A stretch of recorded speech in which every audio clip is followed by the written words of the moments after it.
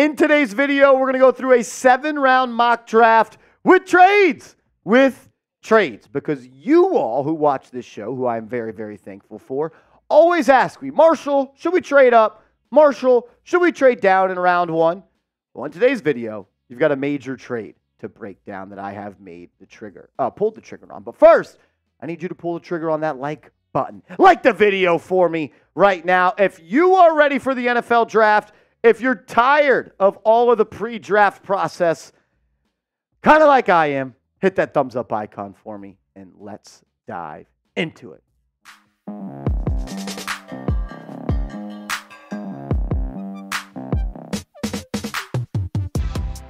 Today's New York Giants Now video by Chat Sports is presented by 8 Sleep. Go to 8sleep.com/chatsports and get $200 off plus free shipping. Invest in the rest that you deserve. We'll tell you more about 8 Sleep around the corner, but it is mock draft time. And this is a draft where we did a trade because you guys have always asked. But this isn't more so of a draft where I'm trying to predict what the Giants will do. This is more so a draft of what I would do if I was the general manager for this football team. So let's go and look at the picks and the darts that the Giants will throw in the NFL draft as it currently stands. You own the overall number 6 pick in this draft, 47, 70, 107, 166, and 183. You have 4 picks inside the top 110. You got to get 4 starters. Giants need to do that. So let's run it. The first pick in this mock draft was Caleb Williams, quarterback, USC. And I think you could just buy the jersey at this point. It is going to happen. I'm also pretty confident that Jaden Daniels is going to be the pick for the Washington Commanders. A lot of smoke there, and I think a guy like Cliff Kingsbury would love to be able to work with a quarterback that has the ceiling and the traits and the tools that Daniels does. Drake May goes number 3 overall to the New England Patriots. If I were the Patriots, I probably wouldn't draft a quarterback just because there's so many holes on this roster. But may not play this year, as some people believe he needs some time to develop, and they could look at Jacoby Brissett and build around him next year. Pick number 4. Usually you see a trade here where the Vikings will trade up, but in the mock draft that I ran, they didn't trade up. And Cardinals, they stuck and they picked.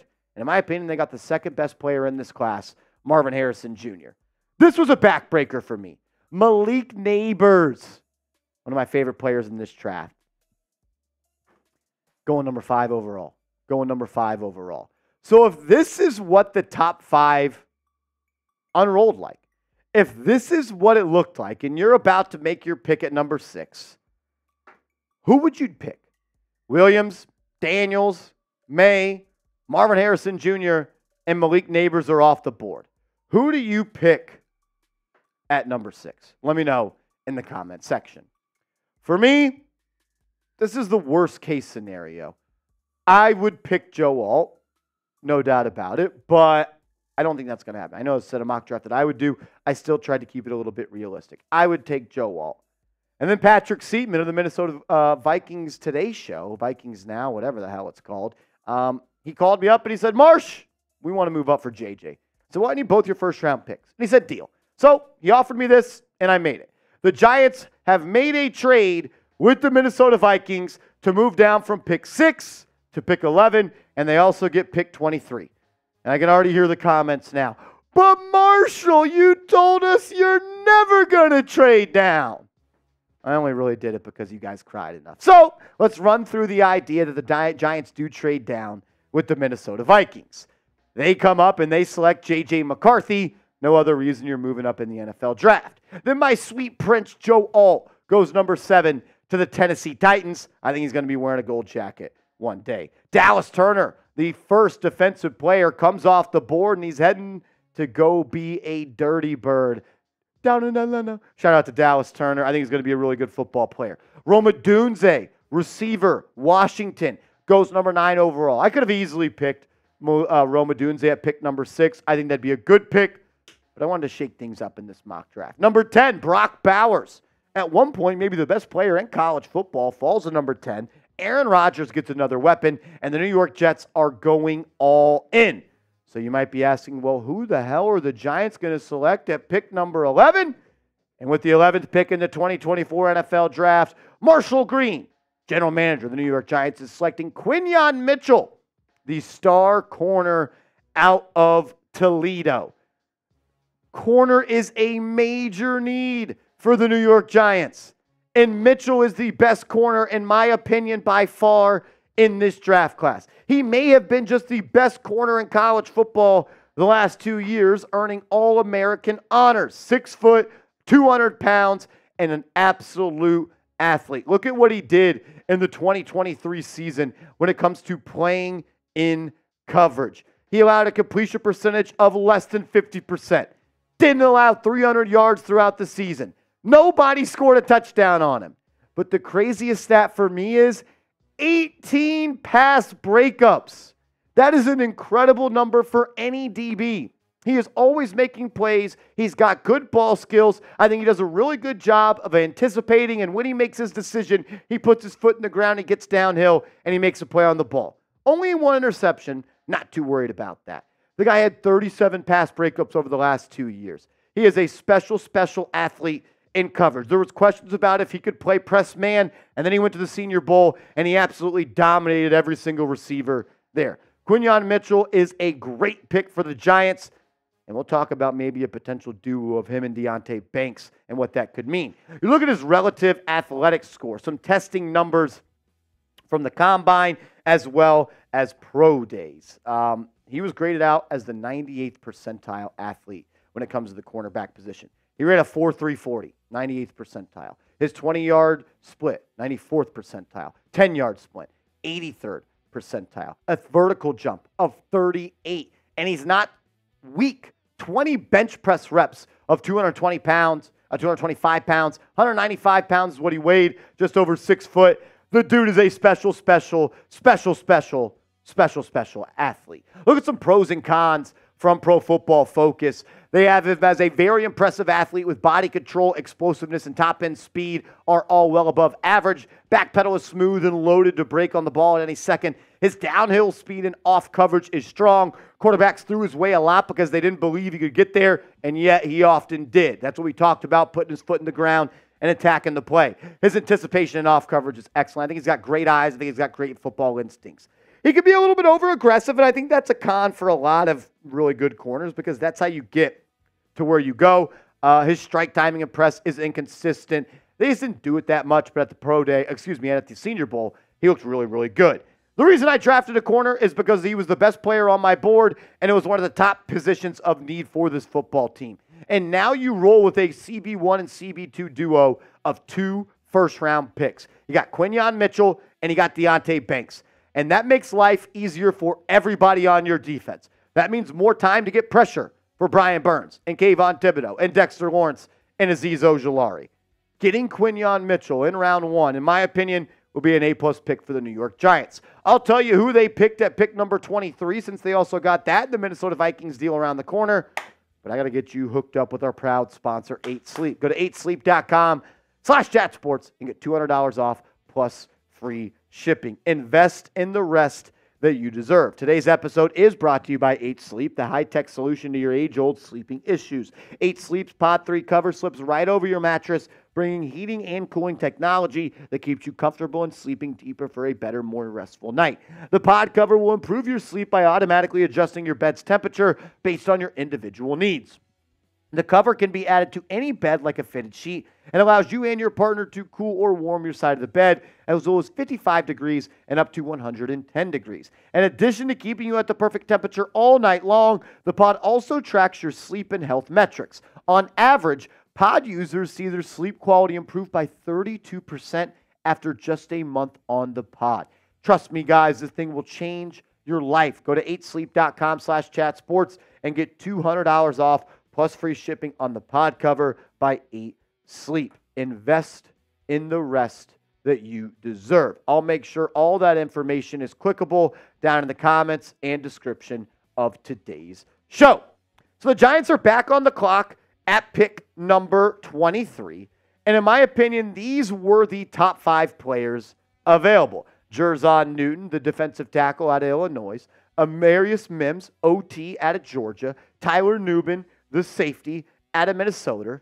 Minnesota. A.D. Mitchell, wide receiver out of Texas. And I can't believe I said that. Tyler Guyton, the OT out of Oklahoma. And with the 23rd pick, Marshall Green is selecting A.D. Mitchell, wide receiver, Texas, to the New York Giants. So you get Quinyon Mitchell at number 11, and you get A.D. Mitchell at pick number 23.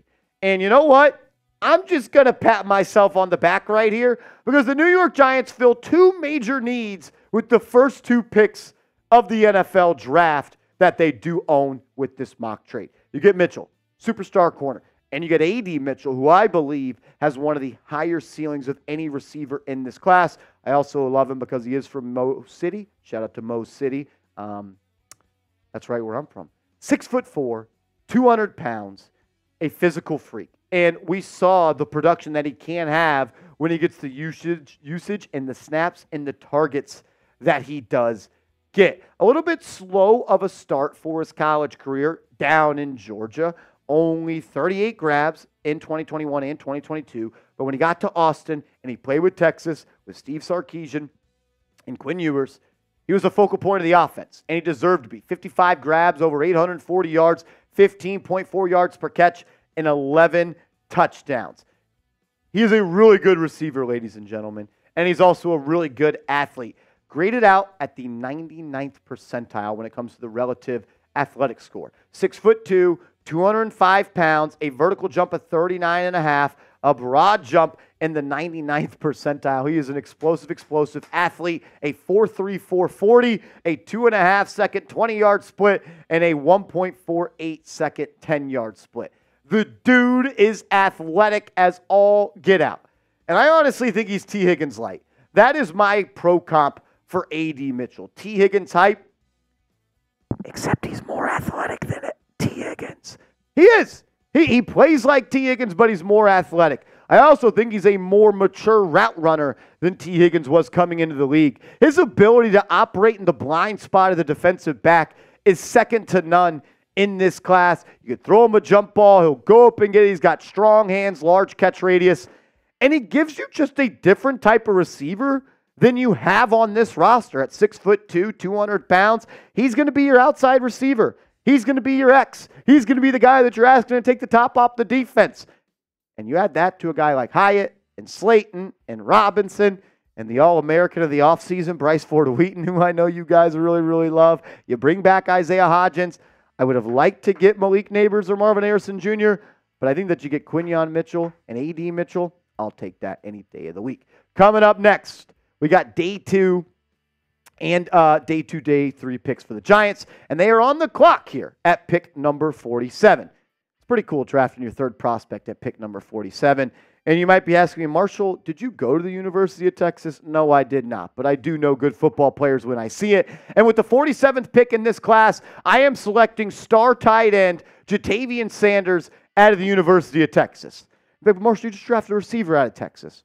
Yeah, well, Giants were also one of the worst offenses in NFL history last year.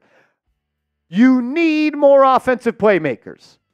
And you get a guy in Sanders who might just be the second best tight end in this class when it is all said and done. That is where he's ranked by all the experts. And I'm a fan favorite him. I got to cover him when he played football in high school in Denton, Texas. I got to cover multiple of his games. He is an athletic freak. He is a 5-star recruit at 6'4", 240 pounds. He played both ways in high school, D-end and tight end, which tells me he is only getting started on his development. And as there is still ways to go on his route running and the, I would say, professionalism of that, I think he can get there because he just hasn't had all that many reps at the position. Look at what he's done the last 2 years down in Austin.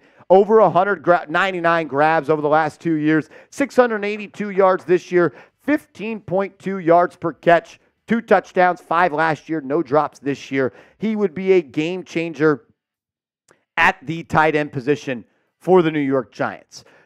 I feel like the relative athletic score sometimes places too much of an importance when it comes to size of prospects because you just see right here, they are not nice to him when it comes to his composite size grade, but I believe a tight end that's 6'3", 245 pounds is fine. A little bit worried about the 8 bench press reps at 225 pounds. Definitely needs to become a better blocker when he's I just read Bill's comment, and he just got in my head. He needs to become more of a willing blocker when he's in line. I think he can get there. And honestly, I'm not drafting him to be a blocker. I'm drafting him to haul in 60, 70 catches a year and be a mismatch nightmare. 4.69 40 at 245 pounds. Yeah, I'll take him on my football team. Mainly because he's a good football player, but outside of that, you need a new tight end. Darren Waller, this is his last year if he doesn't just retire. I would cut him. But you need more tight ends, and I think he is one of the best in this class. You get a defensive player at pick number 70. At the 70th overall pick, I selected Jaden Hicks, the safety out of Washington State. He is a really good player, and I believe the traits is what I fell in love with this prospect. The value was just too good. I have him as a top 50 player on my big board, and I got him at pick number 70. 6'3", 212 pounds, really good athlete, and he's really just scratching the surface, in my opinion, of the player that he can be.